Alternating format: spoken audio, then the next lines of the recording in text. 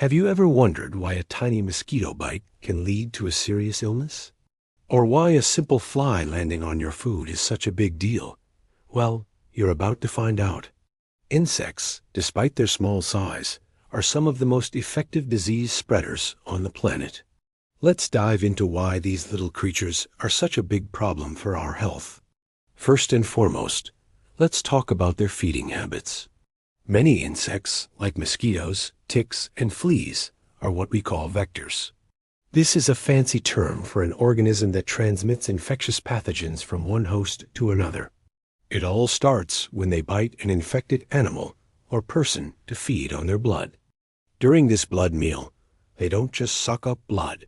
They also ingest any viruses, bacteria, or parasites living in that host's bloodstream. Now, here's the crucial part. The insect isn't just a passive carrier. Inside the insect's body, these germs can multiply, sometimes reaching incredibly high numbers. So, the insect becomes a flying, buzzing incubator for disease.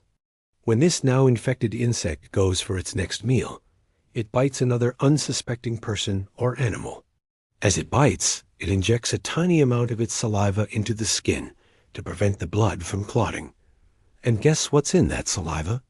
A cocktail of germs ready to start a new infection.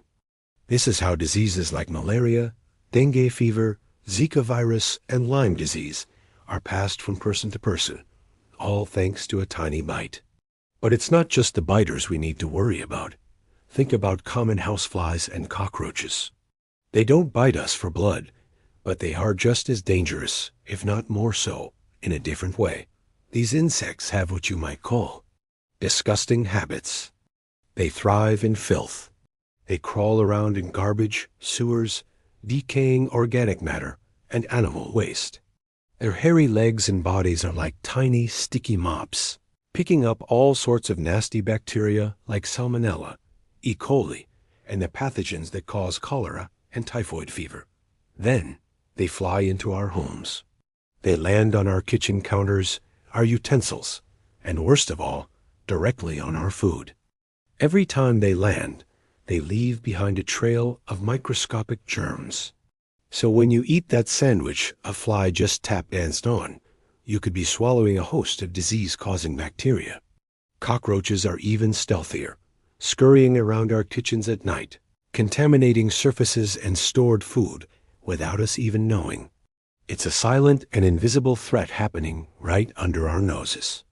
Another major reason insects are so good at spreading disease is their incredible ability to reproduce.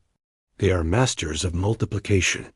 A single female mosquito can lay hundreds of eggs at a time, and she can do this multiple times in her short lifespan. These eggs hatch into larvae in just a few days, especially in warm, standing water. Think about puddles, old tires, flower pots, or even a small bottle cap filled with rainwater. These are all perfect breeding grounds. This rapid life cycle means that in a very short amount of time, a small insect population can explode into a massive swarm, dramatically increasing the chances of disease transmission. Finally, the environment plays a huge role. Insects, being cold-blooded, thrive in warm and humid climates. Global warming and increased rainfall can create ideal conditions for them to breed and expand their territories. This is why we're seeing diseases once confined to tropical regions starting to appear in more temperate zones. As the planet gets warmer, these disease-carrying insects are finding new homes, putting more and more people at risk. So, what can we do? The first step is awareness. Understanding how these insects operate is key to protecting ourselves. Simple actions can make a huge difference. Eliminating standing water around your home can stop mosquitoes from breeding. Keeping your food covered and your kitchen clean can deter flies and cockroaches. Using insect repellent when you're outdoors, especially during peak mosquito hours, is also a smart move. These tiny creatures have a huge impact on global health, but by taking a few preventive measures, we can significantly reduce our risk.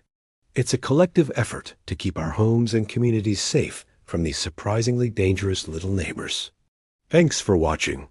If you found this video helpful, please give it a thumbs up, and don't forget to subscribe for more content that helps you stay informed and healthy. See you in the next one.